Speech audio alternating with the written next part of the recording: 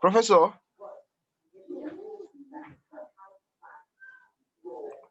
Hello? Hello, Yes, sir. Good morning, sir. yeah, There's good a morning. bit of problem here. I think we should end the meeting and join again because it's not recording. No. Just hold on. Let me check. Just hold on. Let me check. It doesn't even need to. Don't worry. Let me resume recording. That's okay. It's recording, but it's Okay, fine now. okay. You don't need Yes. to. And actually, it's webcasted, so that may not really be necessary. Okay.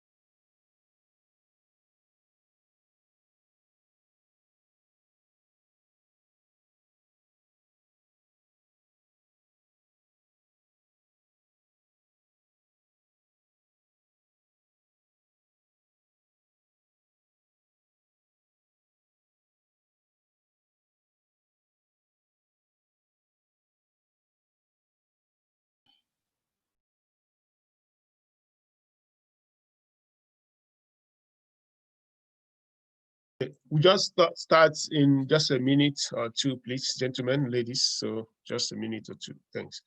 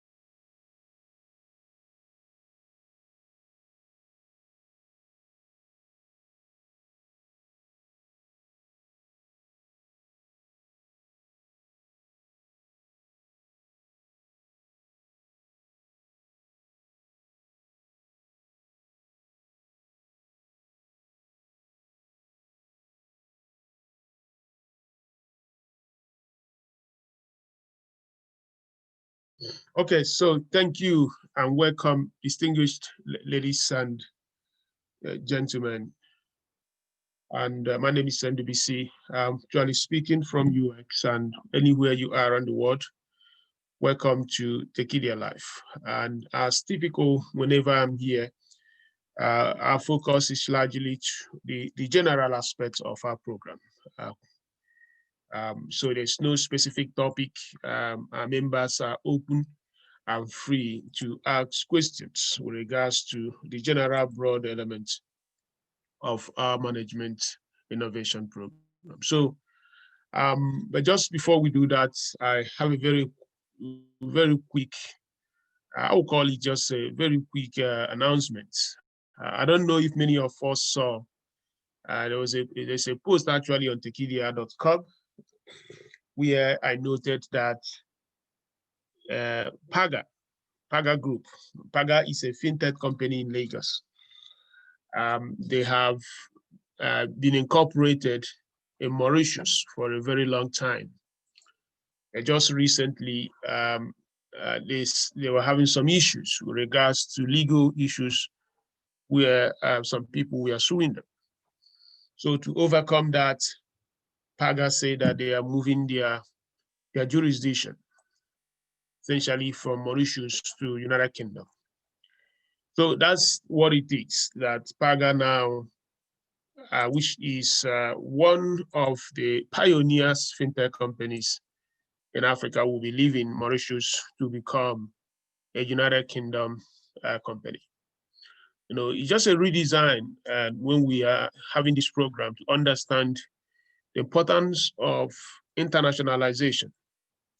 Interestingly, in Nigeria, and I would say also Kenya, excluding South Africa, most other sub-Saharan African countries, any of the companies or any of the, especially the fintechs that have raised at least, let me say, $2 million, none of those companies can be considered to be African. So what is happening here is, as these startups get to that level where they need to raise at least $2 million, most times investors will ask them to re-domicile their entities, and typically they do that outside Africa.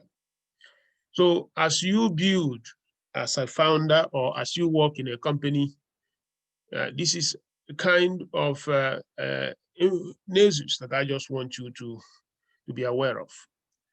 You know, it's becoming exceedingly difficult for the legal ordinance in Africa to accommodate and to protect companies which are growing under the new frameworks of technology elements that we have also studied in week 2 and week 3. So we are seeing that our companies cannot even incorporate and do business in Africa. So Paga chose Mauritius originally, but it seems that Mauritius could not meet the legal obligation in a way that Paga as a company will feel very well protected. And as you know, most of you know that most investors across Africa, most of them are typically incorporated in Mauritius. Most investing companies, most investing corporations, most entities, if you look at them in Lagos, if you look at them in Kenya, check their legal addresses, you see that most of them are actually Mauritius company. So what happened this week that Paga is moving out of Mauritius is a very huge call that even the Mauritius of Africa, of East Africa, is no more adequate enough to give security to the evolving African companies. And that is a very massive challenge for every one of us. So that's where I just want to begin that conversation. And it's a very, very big one because we already know that the Nigerian legal system cannot protect intellectual properties. We already know that the Kenyan one is not capable. And for years, a lot of people have relied on Mauritius. But what we are learning now is that even Mauritius itself is not capable. So what do we do as a continent? It means that everyone is running to London, everyone is running to the United States. The implication of that is exceedingly worrisome. The companies of the future even some of them we think are African, are not necessarily going to be controlled from the legal system of Africa. Because at the end of the day, all these companies are actually foreign companies, even though the 99.9% of their businesses are done in Africa. So it's part of our learning, and it's something that I would like every one of us to pay special attention. That's the day you start, pay attention, even where you are incorporating your company, because we are learning that it matters a lot. So with that, I would like to open it up to questions and also for comments. As typical, if you could raise your hand up using our raise hand feature, or you can also use the chat system on and just let's get it going. So let's hear what you have to say and let's have the conversation going. So welcome to Tekedia Live. I'm Ndubuisi. Okay, well, thank you.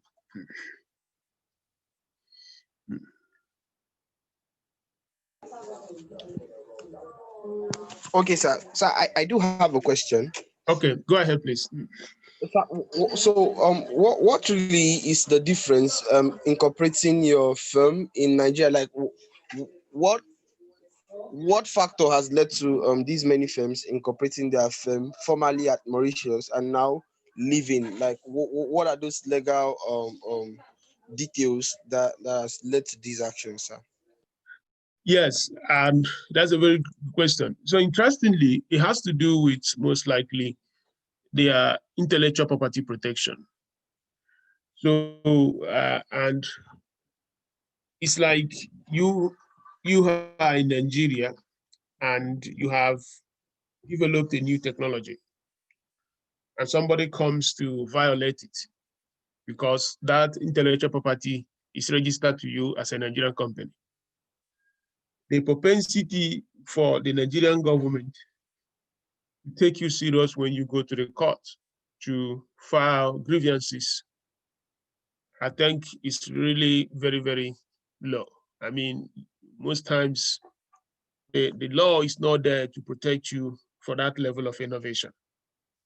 So if that is the case, implication is that your competitor can rip up some ideas that you have come up with and then use that idea to challenge you in the market, even though they have not invested in creating that idea. Just think of a scenario, somebody comes up with a medicine, a drug, and then another person quickly copies what you've done. And then because the person did not invest any money in the research and development, the person already has an upper hand against you because the cost of R&D is zero. So the person starts producing.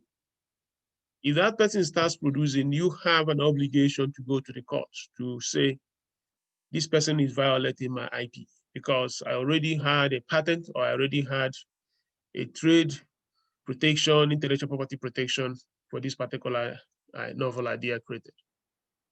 In Nigeria, the law doesn't take it serious. And because the law doesn't take it serious, people do it. That's why everyone is ripping up every other person's idea. So with that, if you are a fintech or if you're a company, if you have built your competitiveness or you have built your position in the market based on the exclusivity of that idea, based on the novelty of that idea, based on your capacity to stay ahead of your competitor using that IP, you have been wicked because everyone has access to it. So there is nothing else for you to differentiate yourself. And if there is nothing else to differentiate yourself, what does that mean? It means that all the money that you have spent on the R&D, you can't recoup it. It means that you cannot really compete because everyone has access to what you have.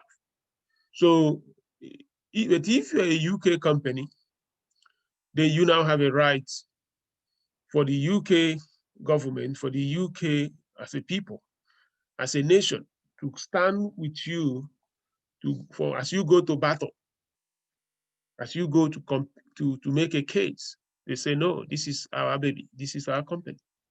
This is not going to happen to him or her or this company, whatever it is. So that's the difference. Just look at what happened in China, where the US government I will still use the word, wants to ban TikTok or WeChat. And if TikTok had been Nigerian, possibly no one would have even cared. I'm sorry to say that how the company comes out of it. But China now started putting out some own strategies to see how to even frustrate the US from executing any kind of ban by saying, hey, we cannot allow you to export your IP to the United States. Oracle, even if you want to invest in TikTok, we cannot allow you to have access to that technology. And Microsoft, you cannot have access to that technology because the technology does not belong to TikTok per se. It belongs to the People's Republic of China. And People's Republic of China will not allow TikTok to export that technology. Now you see that a business that was supposed to be about people sharing videos has turned out to be intellectual property business.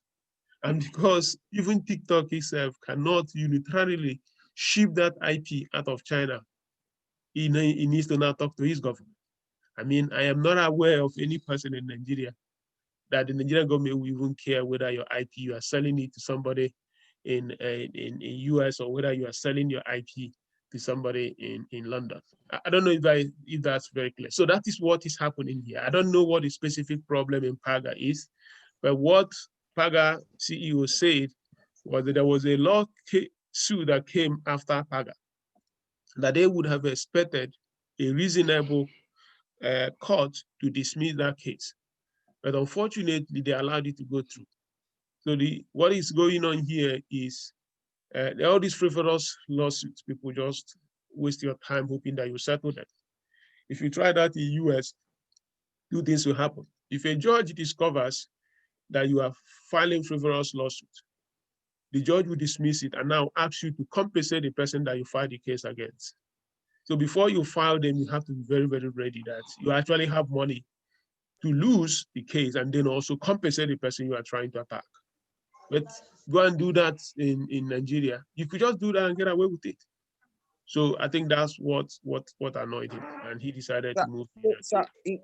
in their mode of operation, do they now incorporate in two countries, seeing that where their place of incorporation is not really their where their primary operations take place? Oh, there are two levels of businesses. Actually, I think two levels mainly. There is the legal jurisdiction where the company is incorporated. That is really what matters. Then there is what they call operational headquarters. For instance, if you come to US and go to Delaware, Delaware is a very, very small state in US. The last time, I think last year I went to Delaware, I saw a small building, which is supposed to be the headquarters of Google. I think a very, very small building, very small. When I say the only thing there is actually a post office box and just a small room. I don't even think if anybody is there. So that is the legal headquarters of Google. But the real operational headquarters of Google is in California. That's where the CEO, that's where they are big boys. But when it comes to tax purposes, Google is actually a Delaware company per se. I think it's incorporated in Delaware because Delaware has the lowest tax rates in the United States. And because it has the lowest tax rates in the United States, most technology companies incorporate in Delaware, even though they may not even have a single staff in Delaware. So Mauritius has a very competitive, I think, tax rate. So if you incorporate your holding company in Delaware, and then what you need to do now is to make Nigerian company a subsidiary of the Mauritius company. You make your Kenyan branch a subsidiary of that. You make all Egypt, all the companies that operate under you, the subsidiary of that. So technically, Paga is not really a Nigerian company, even though the headquarters or the operations are in Nigeria. Paga has been a Mauritius company.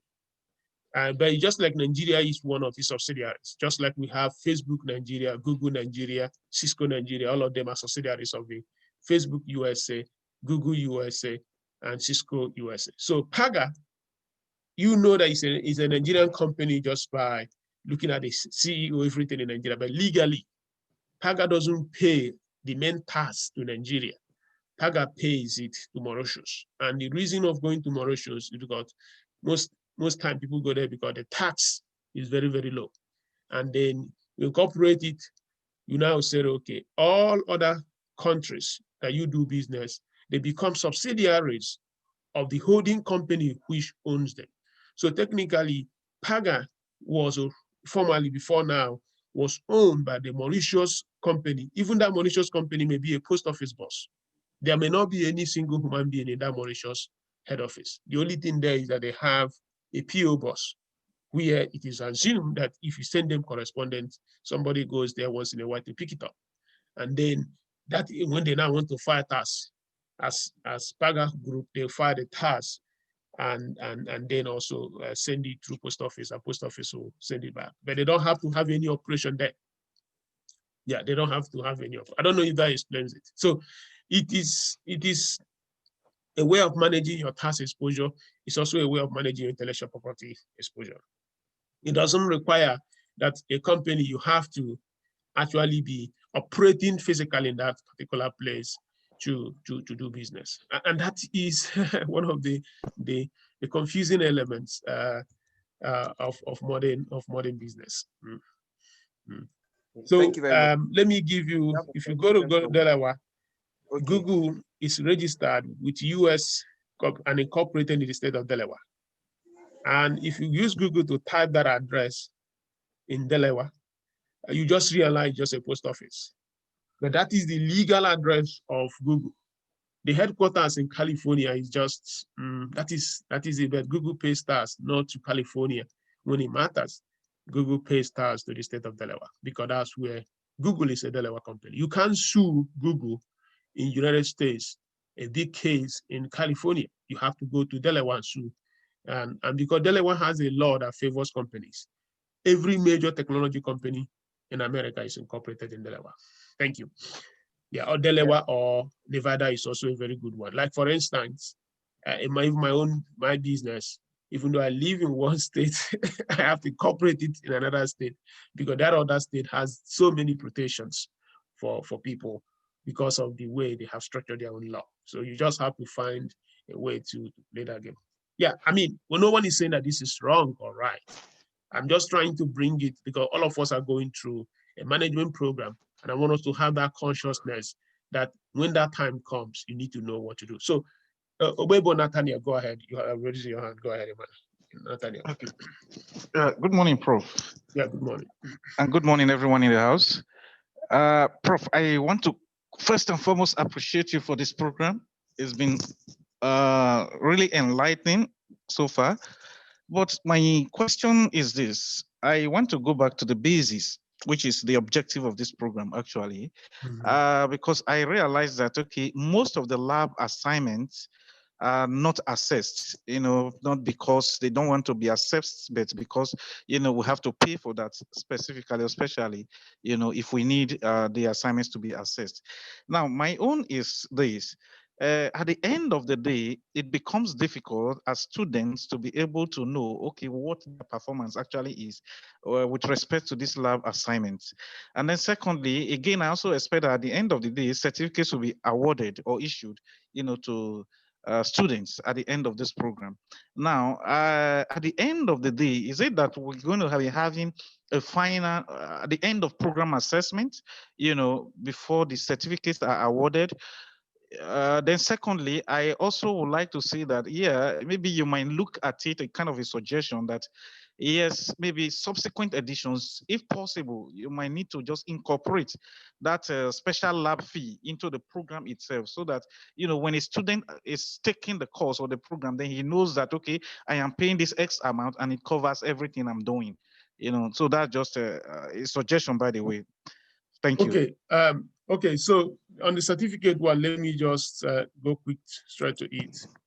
Everyone gets a certificate for completing the program. And what does it mean by completing the program? It means you once the program finishes, we'll give you the certificate of participation. I think I think you've seen a copy of it, correct? If you've not seen a copy of it, I can just share you the link. Yeah. So everyone gets a certificate. And this is typical even in school. There are programs you do in school. At the end of the day, everyone, like say seminars and other things, people participate. So we give the certificate for everyone at the end of the program. So you get a certificate. Now on the one for lab, the reason is this: if we now make that payment for that lab is mandatory, it increases the cost.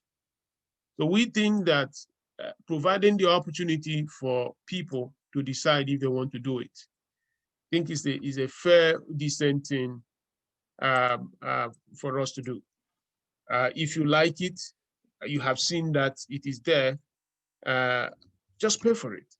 But now saying that everyone has to pay for it, you could be forcing people that may not necessarily need it to go and start looking for money for it. For instance, I think the lab is 10,000 naira or $30 or thereabout, and we have people that are on payment plans paying 3 times because they don't have money to pay the original $140. And there are people, they're taking even loans. We've seen a case where it's a very big struggle. So now you now tell them that extra $30 is mandatory. You are just basically getting beyond their capacity. So that's why we said, if you can afford it, go for it. But where you cannot, you still do the lab. The only thing that we are not going to give you feedback. So, and if we cannot give you feedback, it doesn't mean that we don't wish that we provide that feedback. It just that the cost model is not easy for us. Looking at the program is already discounted for us to offer that feedback. So we don't intend to bundle that cost and make it compulsory, because it certainly means that the cheapest anyone can attend the program now pushes to $170 or 60,000, which we think not many people can take. Okay, let me give you an example. If you're a secondary school teacher and wants to attend this program, and if you want to attend this program as a secondary school teacher, your salary is around 30,000 naira in a month. For you to attend Tekedia mini MBA, you're looking at using your 2 months salaries, full 2 months salary, excluding the tax and excluding the personal income tax from the government. I mean, that's a lot of money, and everybody's spending that kind of money. So we think the way we have it now is fair. If you need it, you take the lab. But if you don't, we understand that you may not. Yeah, we are having background noise there. So let me see if I can pause okay. So that is what it is. Then the certificate, please. Everyone gets a certificate. There is no arguments on that. And the certificate is a certificate that you have participated in the program, which we think is typical. So that let me know if there is anything I missed on that, Nathaniel. But I think that we just have to drive this a little bit to have an order. If we try to have everyone, we may end up losing most. So ability to give people option is a very important thing in anything. So that's why we have that pricing. The lab is a very critical part of it. In short, most people that are sponsored by companies, 99.9% of them, that's actually what they like, because it gives them the opportunity to come here and actually do some very serious work. But we understand that we can't force it on everyone. So that's why we don't force it. Okay. It's okay. Thank you. Yeah, go ahead. Yeah, thank you very much. I think you've answered my question. Thank you. Okay, thank you. And please, yes, I do appreciate the feedback, and that is actually the only way we can get better. But I must tell you that we are very, very successful in this. I am not trying to belittle this because of how many of you have believed and trusted us to come along. But we spend a lot of time making sure that our costing is designed in a way that even people that cannot get the full will have an opportunity to get a little that we think they are. That's why we can't say every person has to use the same type of, buy the same type of product. So that's why we categorize it. If you are in the lab, you will speak with me nearly 1 hour as part of it. We look at what you are working on, and it's been one of a very great thing for a lot of people. Okay, let's get to the next question, please. Okay, Prof, sorry, please. I just wish to ask additional question regarding that lab. Now, considering the level we are now on this edition 3, is it still possible for me to probably enroll for that lab and then, that lab program itself? Yes, with respect I think to if the you look at, assignments that have been on. Yeah, all you just need is to, I think it's actually stated there in the lab there. Just pay the, I think it's either the 10 bucks or so. Yeah. And then once you do that, you send in your lab. So yes, you can enroll anytime. Yeah, it's stated there actually in the, yeah, I just type in the link for where you can make payment, which is tekedia.com/pay. And then once you do that, you email admin. Once you email admin, admin will put you in a database for lab. And then when you submit it, what she does is that she will send you a link where you choose a date. And we will now have a a Zoom meeting with you, discussing your lab and it's giving you insights. Like we have so many people that are starting companies, and what they're actually trying to build there is their lab. Yeah, so they now use that to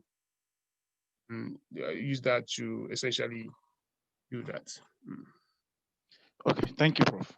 All right. Yeah. Okay, so next question, please. Okay, go ahead, Stephen Kapara. Go ahead. Are you there, Stephen? You have to unmute yourself. I'm sorry, I think that should be Chuma Akana. Oh, I thought that Chuma spoke now. Okay, Oh. go ahead. Go ahead, that's okay. Anybody? Thank you, Prof. Okay, go ahead. Okay, Chuma. Okay, Chuma just spoke now, I guess. So it should be Stephen now. No, Chuma hasn't spoken, though, Prof. Chuma, go ahead. Sorry, then. Chuma, go ahead. Good morning. Good afternoon, anywhere you are. Good morning. Thank you very much. Before I go to my question, I just wanted to point out from that last question that the last person asked. I also think it's typical of business schools to issue certificates of participation for everyone who enrolled for the course. I think that's the normal way it's done, even though some organizations will prefer to have like an assessment at the end of the day to also follow through on how participants were able to actively participate. But usually what happens in business schools is that for most people that enroll for the course, the certificate of participation is given. I just wanted to clarify on that. Yes, so everyone gets a certificate. And we have been doing that. As you know, this is not the first one we're running. Every person that's registered and attended gets a certificate. And what we write, I just shared the link to the certificate here. Let me share the direct one. And of course, if you go to tekedia.com/programs, you see a copy of the certificate. It's there. So let me just share the one. If you click that link, that gives you the certificate. So a certificate of achievement. I'm sorry. Can we all see the link that Prof is sharing? Yeah, if it's possible, yes, please click it. I want us to just to if you can, just click the link so that we will see that everyone gets that certificate. We issue that once you finish, and then we will. It's not automatic, and the reason why we didn't make it automatic just for one reason. We actually want to create a little bit of experience on it. So, but our team. So that's the certificate you get. For the fact that you enrolled for this program is automatic. You don't have to have done the lab feedback with us. No, it's certificate of achievement. Yeah. Okay, go ahead, Chuma. So that's what everyone gets. Okay, thank you very much, Prof. Okay. My question is a bit on the general side, and I wanted to participate last week to ask. So we are starting a startup, and is in the payment space, but concentrating on a particular industry, and the MVP is being built presently.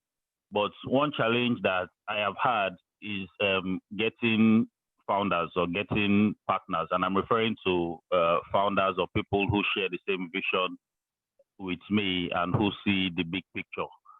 And I think, I'm not sure we've discussed it in the course of the program, but I just wanted Prof's advice with respect to getting people on board. I read recently the Alibaba story, how Jack Ma was able to get his people on board after failing 2 times, and then before he started Alibaba. And I'm just thinking, because usually for the kind of people, for the kind of platform that we're building, I'm a lawyer by training, and I'm a technology lawyer. But so the platform is based on technology and is a payment space, but we are trying to get people who also have experience or capabilities in other areas to do it, even though we are working presently with an innovation hub now to build the MVP. But getting partners or getting founders has been kind of a challenge for me, and I just wanted Prof's advice on that. Yeah, I think I would say that, like we noted in our two or so, if you are trying to go to the moon, it's easier to get people, everyone in the village to join you. And if you're trying to dig a ground, it may be tough to get people to join. So most times you may be doing something great, but another element of it is looking at how you are communicating that vision to people. How you are communicating that vision to people.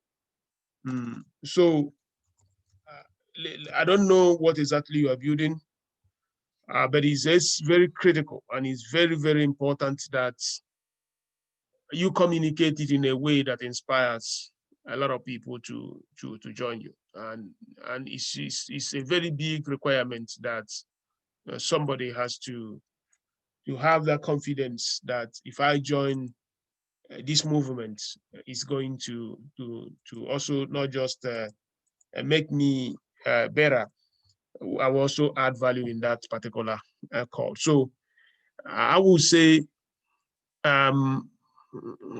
is to look at the mission that you are going, how you communicate that, how you share that with people. If it inspires a lot of people, you will find out that people will join.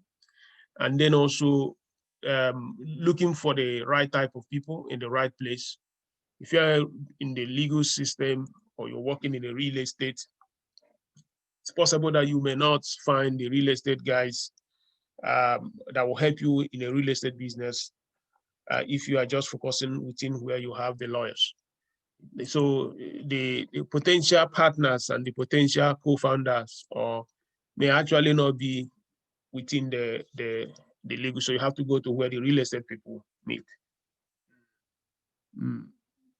So so that's exactly what I'm trying to say here. You have to now find where to get to those people you need. To get to those you need to do that. So that's that. But as we noted in one of our documents, I think lecture 2, finding founders should not be just going out and say, I have to find a founder within the next 1 week or 2. It's always good most times to allow people coming together, not necessarily to start a company. Because if people just come together just to start a company, you're meeting him today, and the purpose of meeting him is to start a business. The implication of it is, if that does not work out as quickly as possible, the person bails out. So we have a case where people started a company, just within 3 months, another one is already applying to go to Canada or go to United Kingdom for masters, and leaving the other founder in Nigeria to pursue the business. But if both of you have known and everyone understands the other, it makes it easier that when such marginal opportunities come, either there is a job coming from Zenith Bank or there is a master's program admission, that person will now say no. He may not even pursue it. So just a founder is not something somebody walks out of his house and he says, by the end of the day, I have to get a founder because I just need a founder. I do believe vividly that you have to do everything you have to do as a founder that is there before that co-founder comes. And it's in the process of evaluating the opportunities of people that can work with you that you can now say, okay, this person is good enough for that person to be a co-founder. So I don't know if that clarifies a little bit, and let me know. Thank you, Prof. That was very helpful. Thank you. Okay. Yeah. So it is yeah. I also check are there people in the waiting room in this chat? I can't check them. I can't find.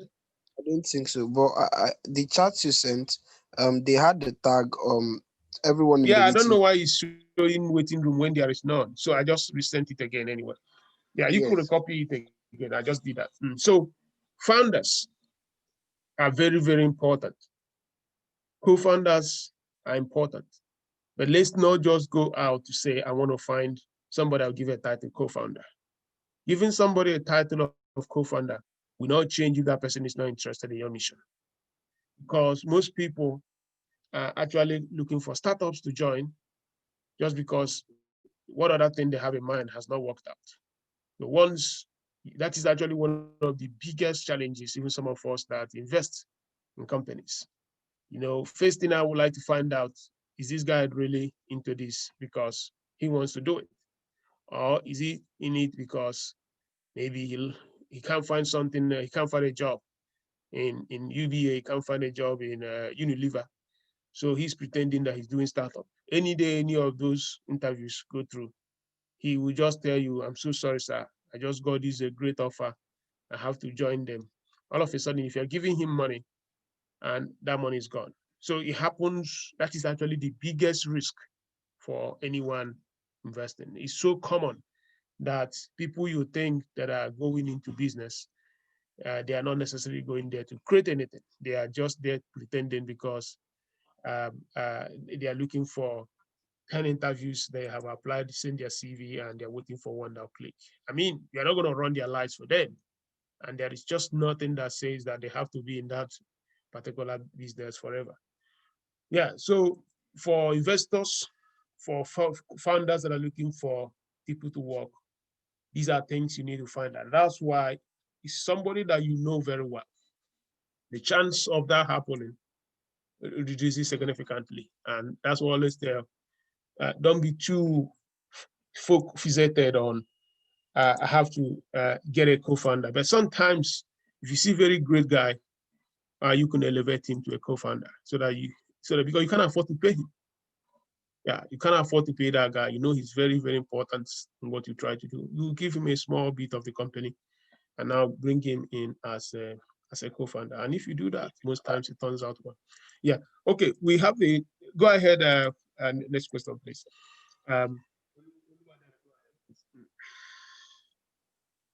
Unmute yourself, Oluwadare. Yes, good morning. Thanks, Prof, for this session. And I would like to take us back to I think the discourse for today, international business. And I want to look at it from a dimension that has become of much talking. It has become a talking point recently, especially in Africa, right? I understand. Yeah, you touched on that point earlier, the tax benefits of registering your business in Mauritius, registering in some offshore companies, then you have operations in other places in Africa. In fact, I've seen companies, where they register the business in Mauritius, they have their execs sit in Dubai, and then they have operations in Nigeria or in Africa or somewhere else in Africa or across Africa, just to manage all those tax exposures, right? And but you see, African regulators, African tax agencies, they are now waking up to the idea that, hey, this is taking out a lot of money from Africa. This is,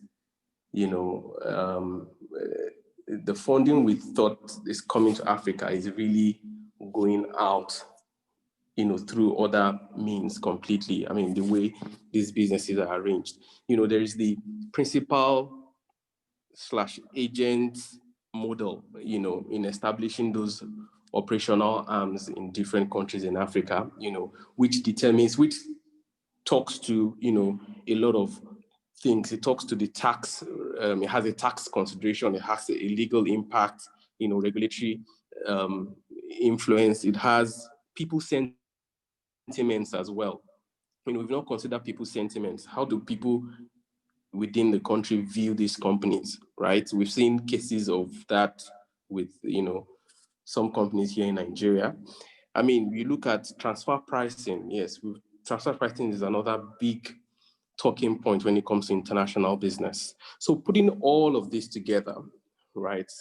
What is a more sustainable model, considering that regulators in Africa are really they are weak to all of these arrangements now, to see, saying that this is really putting us out of the pocket in Africa, putting our countries out of the pocket, and these companies are shipping out money out of the country, or shipping out value. I mean, it's created in Nigeria somehow or in Africa, then the benefit of it does not really stay here. It moves out completely.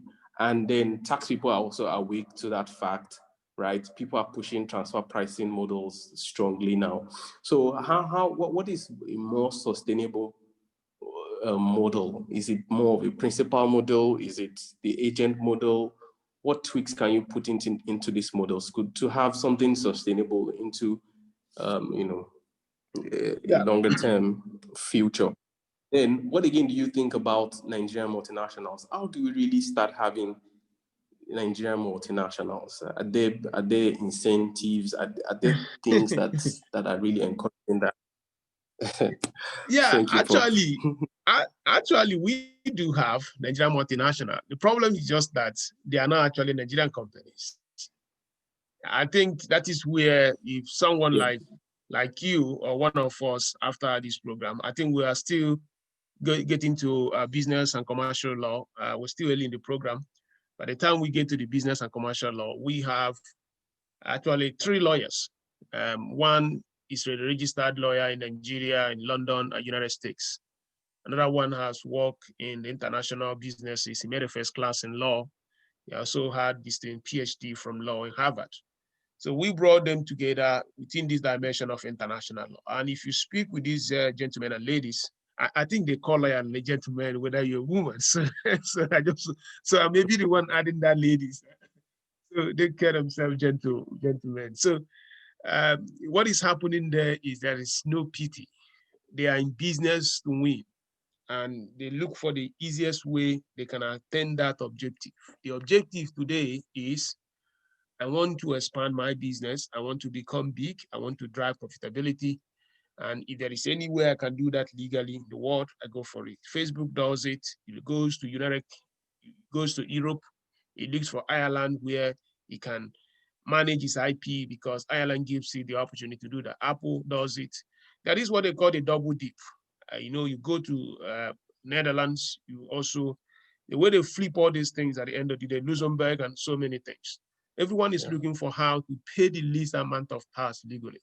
That is the objective most of the accounting departments will have to work on.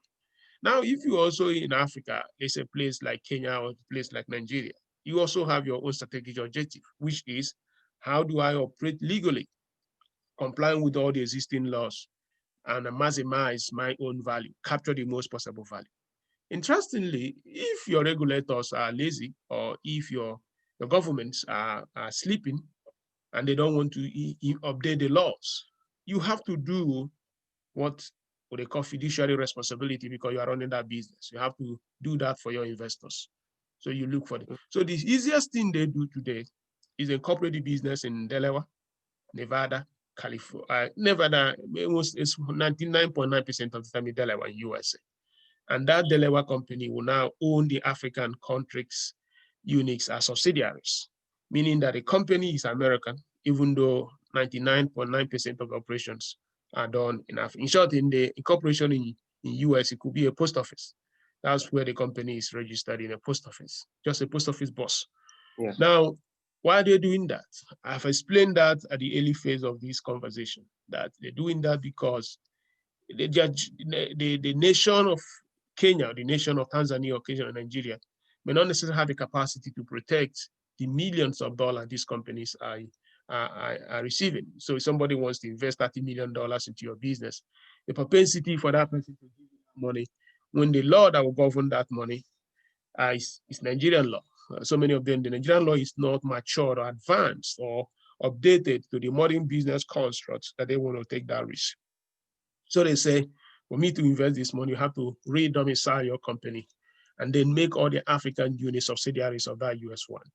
Yeah, you know, people say colonialism, gentlemen and ladies, that is actually the biggest one in our generation. And I'm really very, very sorry to say that, I mean, it's just nothing like pity because I'm not in government, so I'm in the private sector. I have to do what I think is obeying all the written laws, the instance laws of today to do that. Even we do that.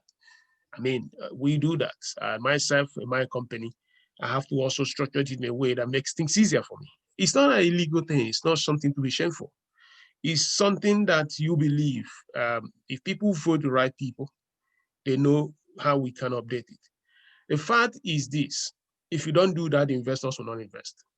And if the investors will not invest, the only option is that company dies. So you now ask yourself, do I push the whole construct of patriotism that it has to be a legal Nigerian-based company, or do I incorporate, as they say in America, to get that $2 million? Yeah, and there is really no theory about this. The fact is everyone understands that if you need help from a government, just like Mr. Tayo stated, there is a tweet on go to Tekedia.com. He just tagged the UK government. The implication of that is that he has spoken with the UK government and they must have even offered him some support. I mean, and they do that. And that is why it happens. So how do you build a multinational company in Nigeria? There are many of them, but they are not Nigerians. I mean, these companies operated in Nigeria, but they are not Nigerian companies. Legally, I would say, but they are actually Nigerian. I don't want to start putting names here so that people don't start looking at some of these founders as crazy people in a way. I mean, the thing there is that there are many of them, but they are not legally Nigerian companies, but they actually have businesses, subsidiaries outside Nigeria, and most of them are expanding, but they are not Nigerian companies.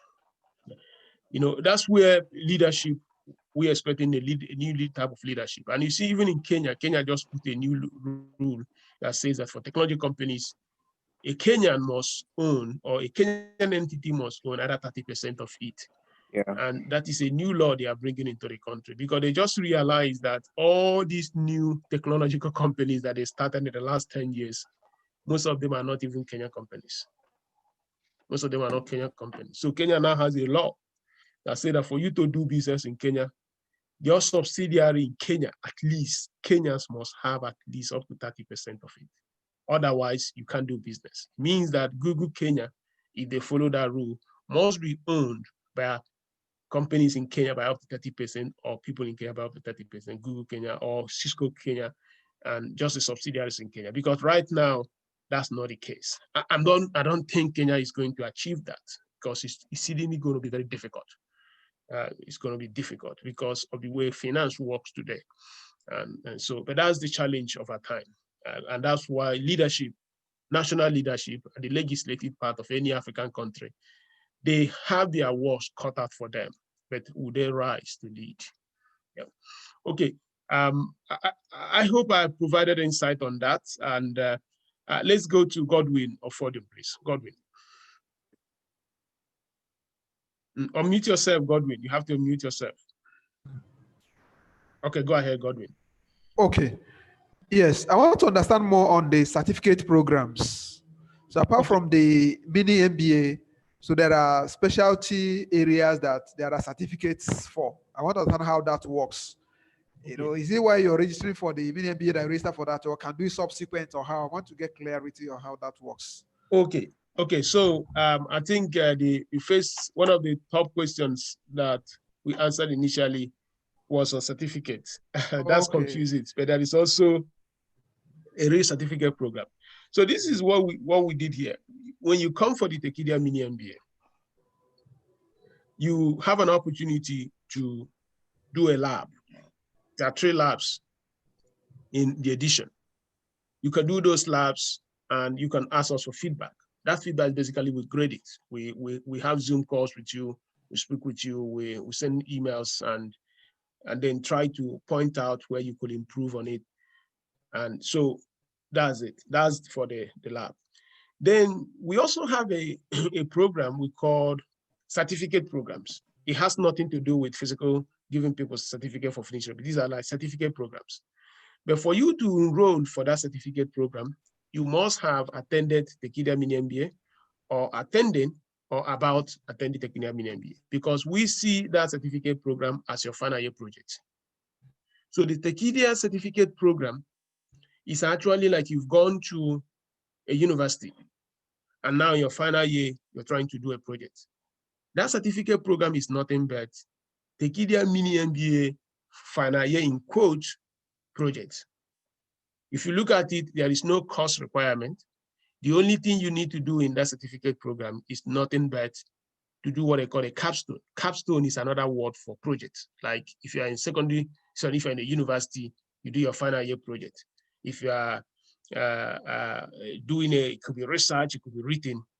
But we did not want to bundle it into the Tekedia mini MBA. Technically, every person that attended the Tekedia mini MBA should do a project at the end of the day, so that by the time you're graduating, you have a research document which you can call your final year project. So that certificate program, we have 10 different niches, from logistics to supply chain to, there are so many areas, business development and co. If you go to tekedia.com/programs, just type it, you see areas that we are covering. Those areas are where we have subject matter experts, people that will guide you through the process as you enroll in the program. So you now come up with a topic. That's the way it works. Once you register, we'll ask you to go to give us 3 topics you want to study, just like the typical thing you do with your university professor in your final year. When we get the 3 topics, we have a committee of 3 people. I'm the one that coordinated. We choose one topic. Our admin will write you, telling you that the committee had chosen a topic. It could be that there are some suggestions we have there just as a guide, but most times what we notice that people actually pick topics relating to where they work, the functional roles they're doing in the office, or problems they have in a company. So, for instance, we have somebody who is looking at the logistics challenges in the ID camp in northeastern Nigeria. How do you coordinate logistics in the northeastern part of Nigeria? Who coordinate the ID camp?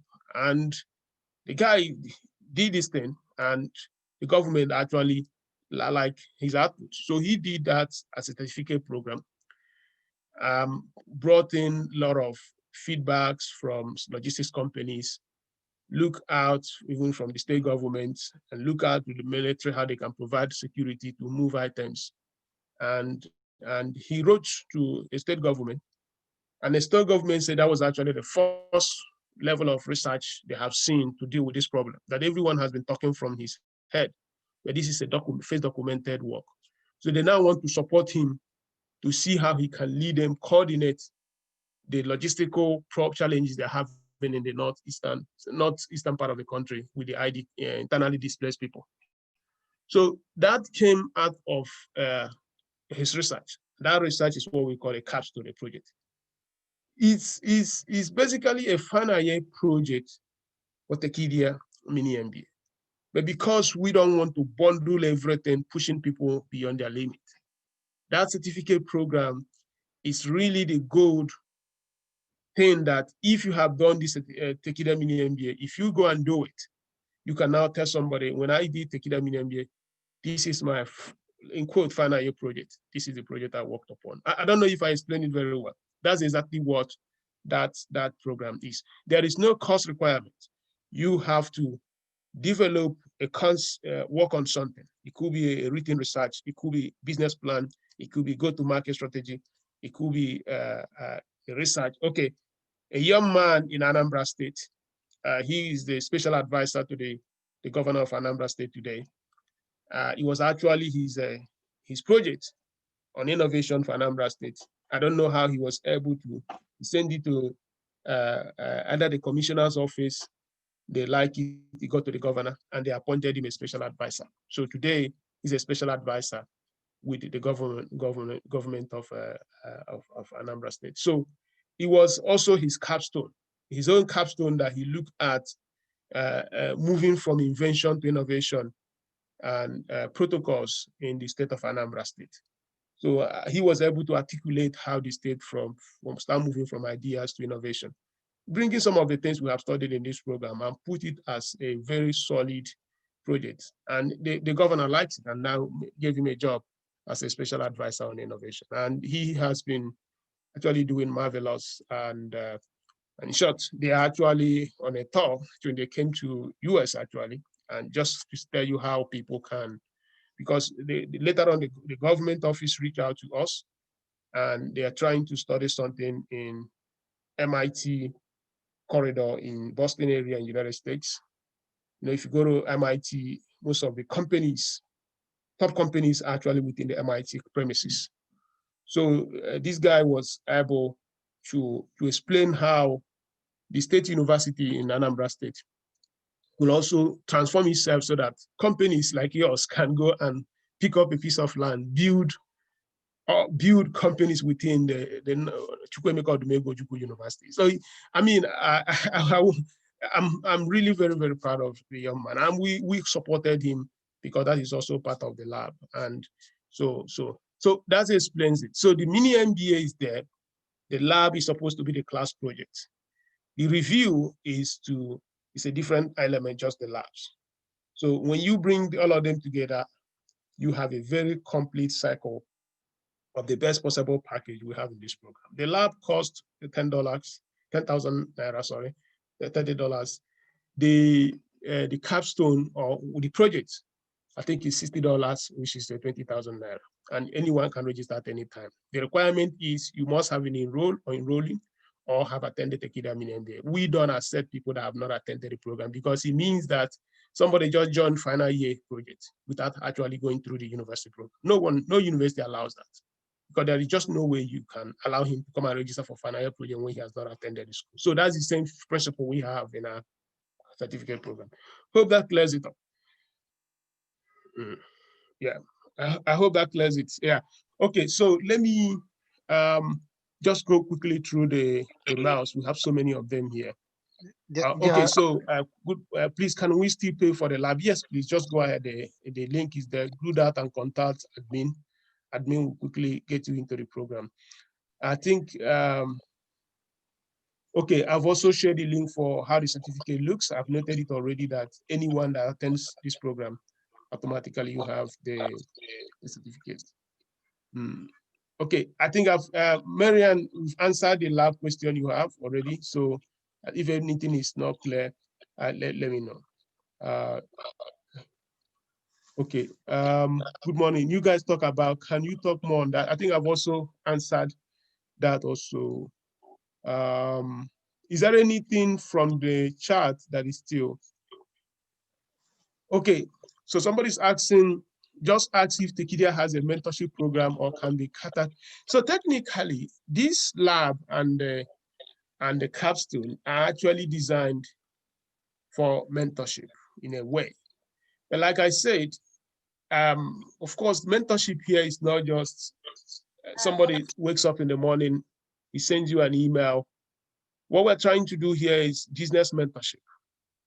As I'm just here now, I know they have shared some to me because there are others in our committee here, and just okay, so a young man, he's building a business, and he's working on the lab.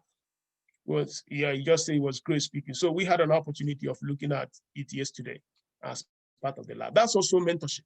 Of course, it's a different level of mentorship because it's purely business mentorship. I'm not a counselor on CV because there are people that do those things better. There are people that know how you have to format your CV and all those things. So I don't, like when people ask me, I always tell them, go to Dr. Eta John, who is there in LinkedIn. He knows that very, very well. Or go to these are people that understand this. They are HR experts. But for me, my own type of mentorship is really, how is that business going? What is the model? How is the strategy? And how are you going to build a team? So, yeah, so somebody said you paid for the capstone, which is the certificate program. No, there is no actually any deadline, and it's no deadline. But of course, we encourage you to start it as quickly as possible. You can start anytime you want. Most people actually like to start once they start the Tekedia mini MBA along. Some start at the middle. So you anytime, just get in touch with admin and follow up. But I would say, ladies and gentlemen, the project you are to do, we want this project to have meaningful impact in your career or in your business. So that's why we ask you to think through what you want to do. And we have some guys at tekedia.com/capstone. You just go there, everything is written there, and that explains exactly how the program works. Okay, so now let's take the next question, please. I think we've gone through those ones a lot. So let's take the next question, please.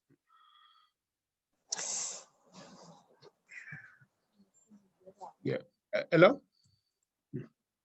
Yes, Yeah. we can hear you, Prof. Yeah. So Arinza, okay, great. Because when I typed, it was saying everyone in waiting. So I don't know what's wrong with Zoom today. Yeah. So yeah, if you have questions, let's get through it. And I also want to ask that as we walk through this program, our purpose is not to go into the whole construct of grade. There's nothing like grade in this program. We are focusing on developing and acquiring capabilities so that people have skills to do things. So when we say we are grading, there's something like grading, it's more of feedback, okay? You have modeled this new business this way. What is the justification or the thing that you are trying, the hypothesis you are trying to validate? So it's key that we don't make it into 90%, 80%, 60%. No, that's not A, B, or C, or E. No, this is more of how do we learn? And that is a kind of that feedback that we are offering. And that is exactly what we believe that businesses have to live.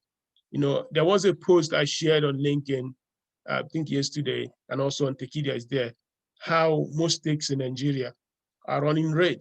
They could not even pay their debts. They don't even have enough money to run their businesses. And that everyone has been focusing on the federal government. You know, how is the Nigerian federal government running? But it turns out that if you pay attention, you realize that even the state government themselves, they have so much things they also have to do. At the end of the day, we just have to figure out how all these things, how they are going to play at the end of the day to private companies.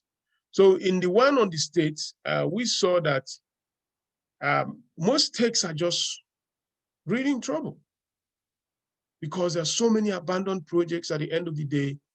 they're running so much deficit. So that means that if the states have borrowed to this level and they don't have the capacity to pay, it means they may not have the ability to borrow more.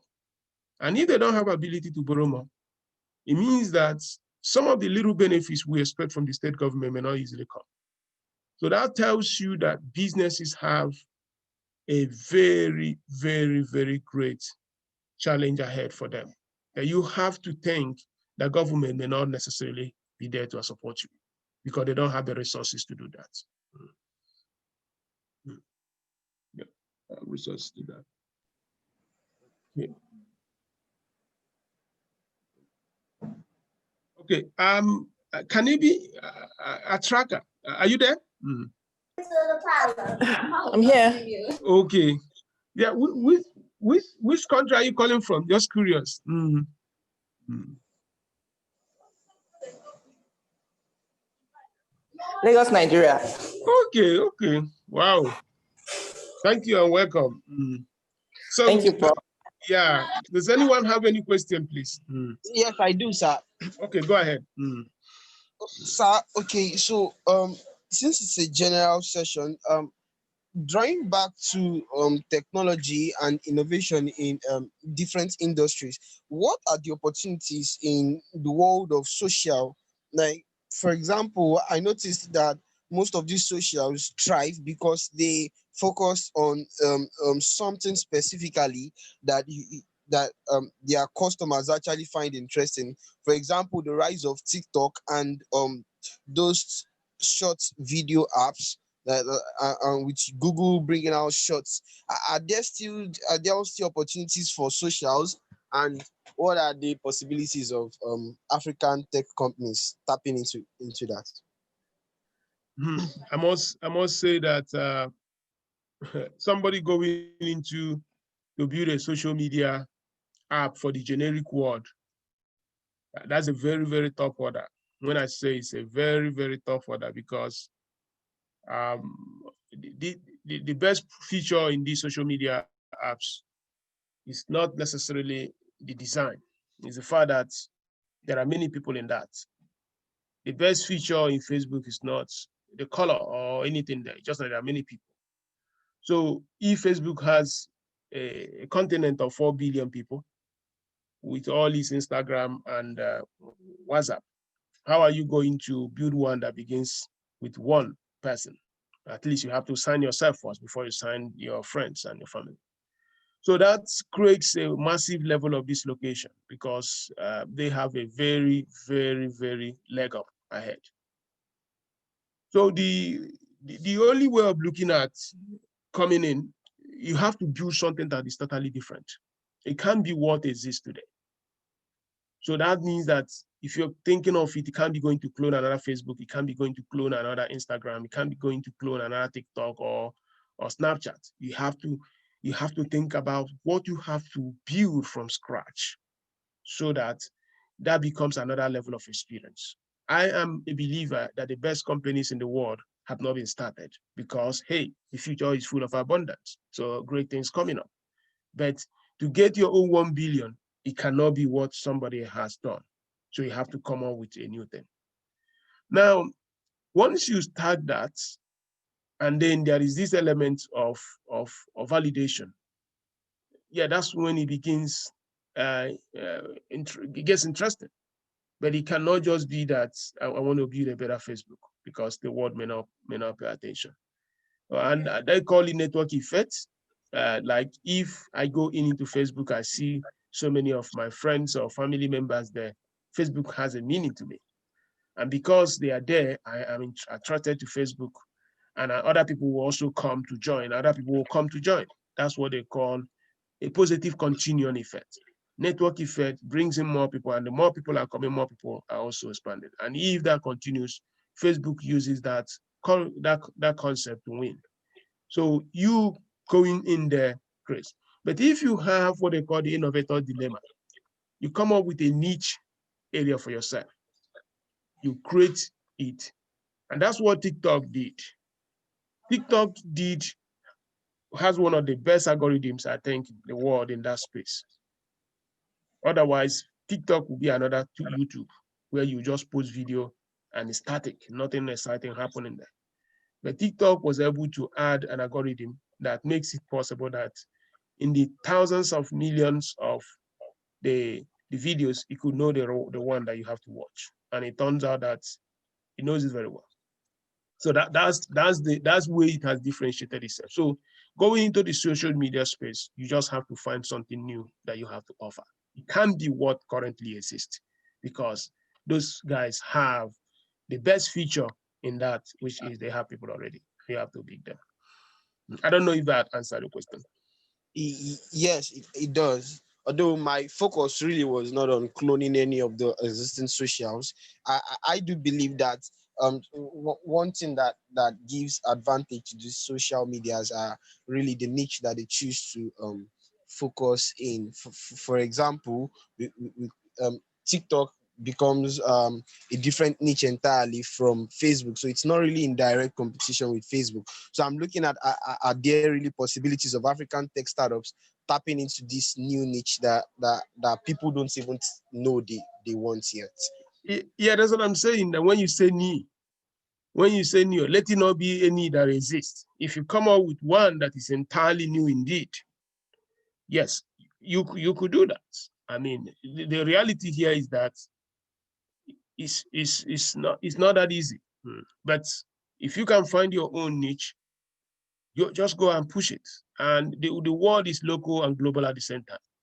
Yeah, if it shows promise, I know that people will come. But let me also note that these things are they are not easy, I must confess, because if you see the kind of money you throw into this thing before they even find where they will make the first naira or the first dollar, it changes your capacity to actually go into battle.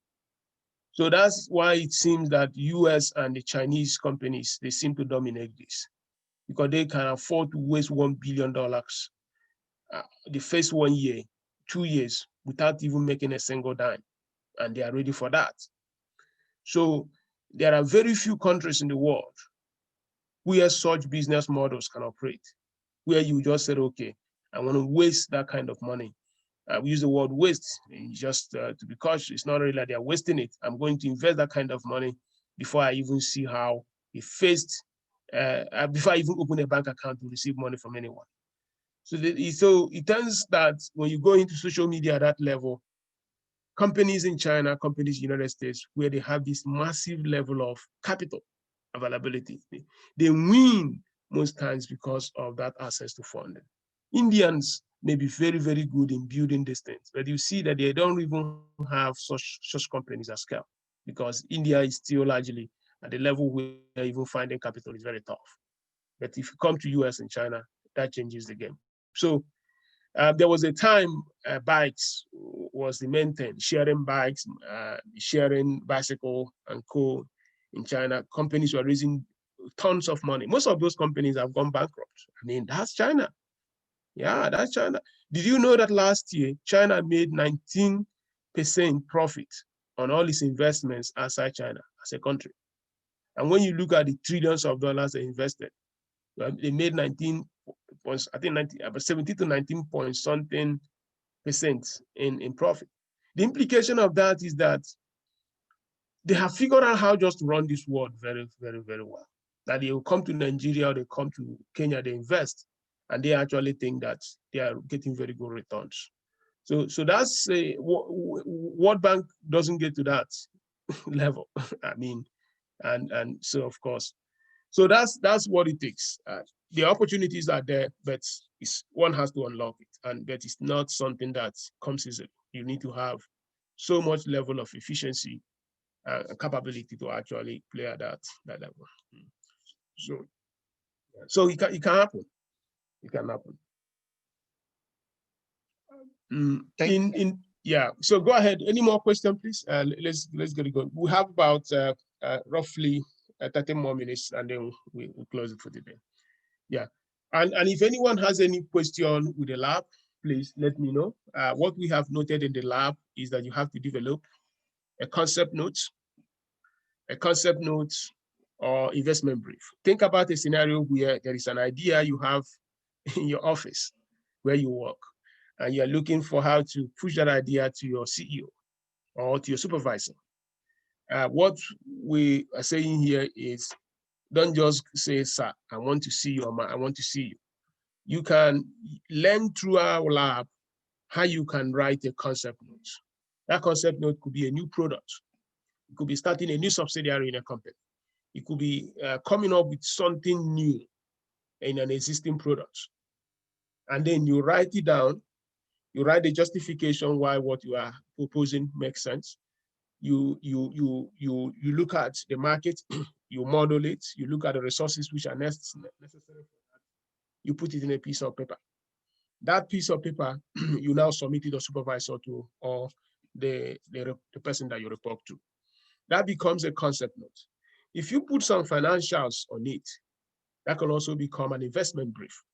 Investment brief now becomes a thesis upon which a company can use to make a decision whether he wants to pursue that particular mission. In our other edition, there's a young man in Ibadan. He developed one from his company, and when he finished, he sent it to the head office. The head office just transferred him from Ibadan to Lagos. For him to now come and run that unit, So it was actually just like a lab, but he was able to articulate a new product line. And the CEO now, they just promoted him to a general manager, asked him to leave to go and run that unit. So he's building a team, and they are going to now run it within the same company. So what we are saying here in that first part of the lab is, how can you innovate? If you're a startup, that's an opportunity for you to refine your business vision. If you are working in an existing company, there's an opportunity for you to showcase what could happen in your division, or what could happen in your department, or what you can even do better in your functional area. Then we provided a template of a company we call it Star. I think that's Star Talent. That's hypothetical. There is nothing there that is real. So if there is any coincidence, it wasn't intentional. So we created that company out of the blue. And if you read through that, you can actually see it looks like something somebody can invest, because we wrote that. Other 20 or I don't know how many pages there, but it's a very, very well, I'd say it's a well-written document. That shows you a template of how this concept knows how they look like. So using that, you can develop your own. Then at the end of the day, we said, add a one-page business plan. The essence of that one-page business plan is to force you to think deeper on what it's all about. So it's just a one page. Okay, we are going to start a subsidiary in making plastic, or we're going to start this thing.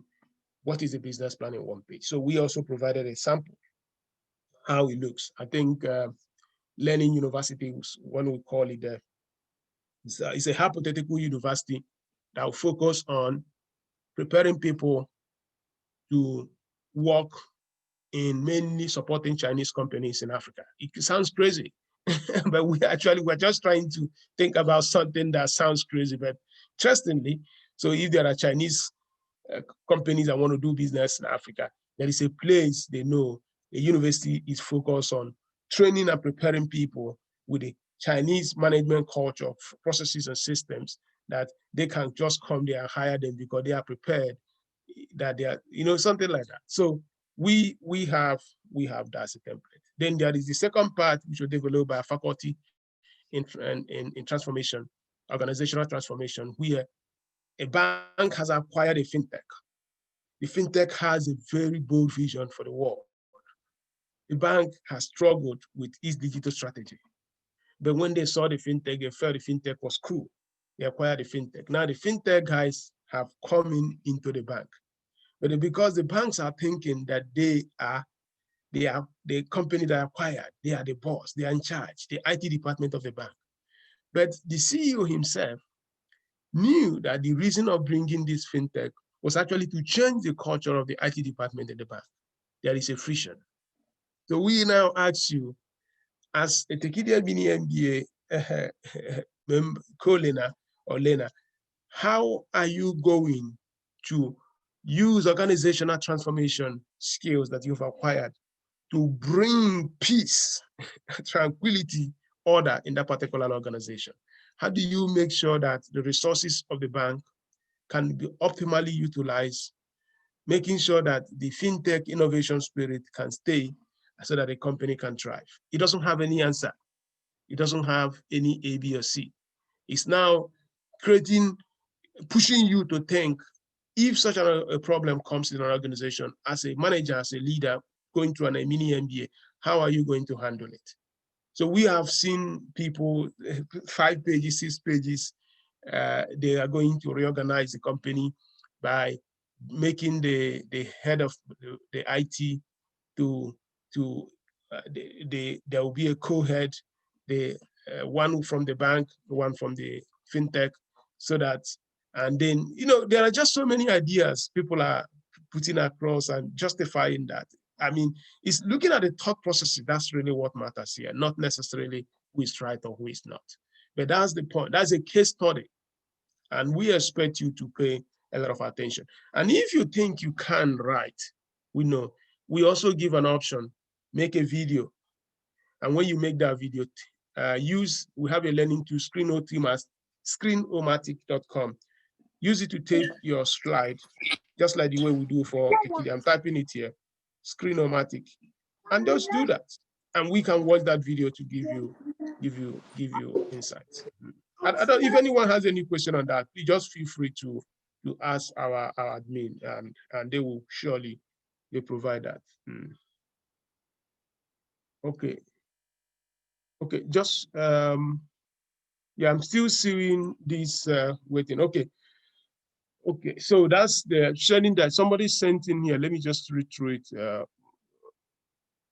Okay, most people are pivoting into building online learning schools in Nigeria. What's your insight to this?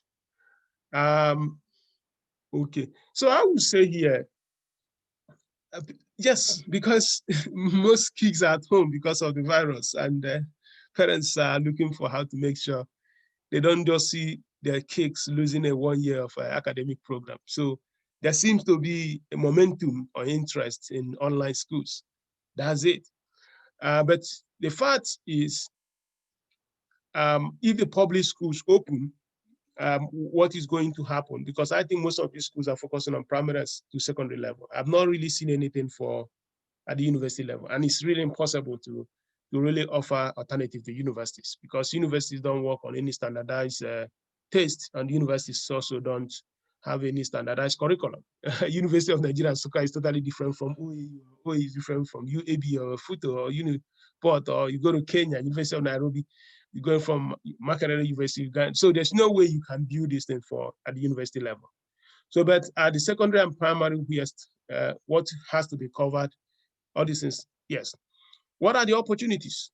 The reality here is that digitalization of industrial sectors is a reality in our time. It's just going to happen. And educational systems have to be digitized. But the pace of it differs. There's a plot on, if you go to tekedia.com, I shared yesterday, where companies are having better margins. I mean, they are making more money per they invest. And one of the things I realize is that because companies are digitizing and automating their processes, thereby giving them better positioning in their marginal cost. So there are huge opportunities in digitizing educational system. One of the largest private companies in India, Byju's.com, Byju's, they just raised $500 million, and the company is valued at $10 billion. I just typed the link to this on the chat. So this company raised $500 million at a valuation of $10 billion. What do? They only focus on primary and secondary school kids. They teach them sciences and the little things you learn in school. And it's a $10 billion company. If it happened in India, it could happen in Africa. So the opportunity is there. But the challenge is, this is not a part-time job. Getting to that level of quality requires massive level of investment, and I think a lot of guys are going in. Even if in ULesson, I think the one in Jos by Shim Shagaya, the former CEO of Kunga, is also going in that space, and also Edvest. There's just so many tutoria. There are so many of them prep class. So many of them participated in that space. So it's a very dynamic area. And so if you are looking to explore that, yeah, we'll be very, very happy if you look at it as a lab, or if you look at it as your capstone. Is something that after all, itself, Tekedia itself is an EdTech, and of course we don't see ourselves as that, but technically we are an EdTech company, and what we do here to a large extent, I mean, most polytechnics don't even generate as much as we generate. So it's actually, this is an educational technology company. As just to validate exactly what you're saying. Okay.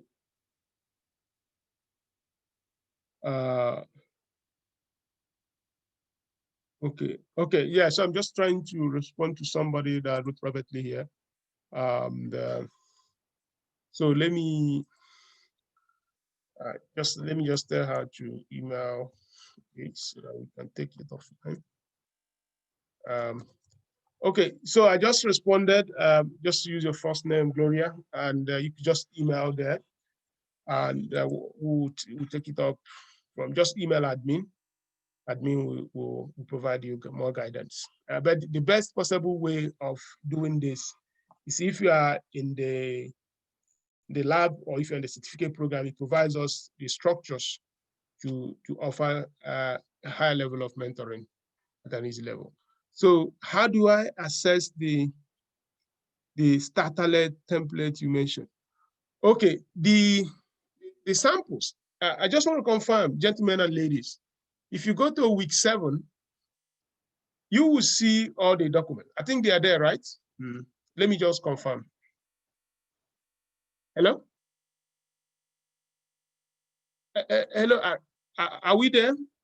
Arinze, are you there? Can somebody hear me? If you go to week 7, yeah, if you go to week 7, please, you will see the templates and the samples. Just everything is there. Yeah, on that. Yeah.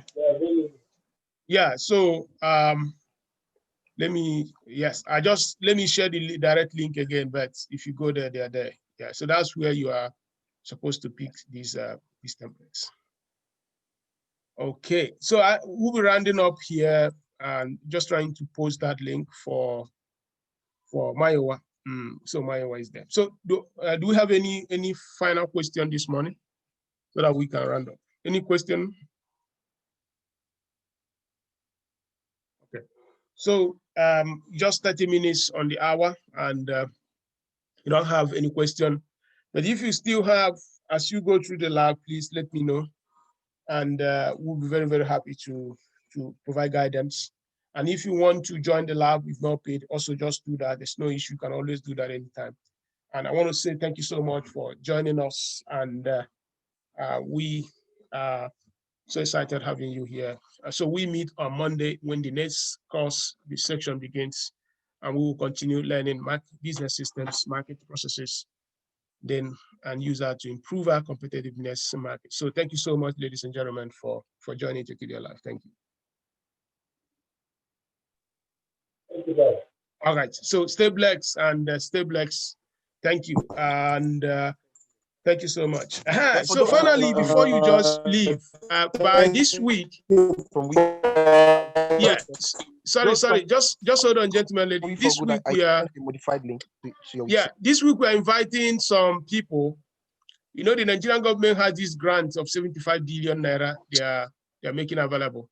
I mean, I don't usually get involved in all these government things because I don't know which one works or which one. So don't be very, very offended if nothing works at the end. But if you don't try, you may regret. So we are working on how to help our members. And if you have not applied, please try to apply. I think apply. But if you don't know what to do, we have our members.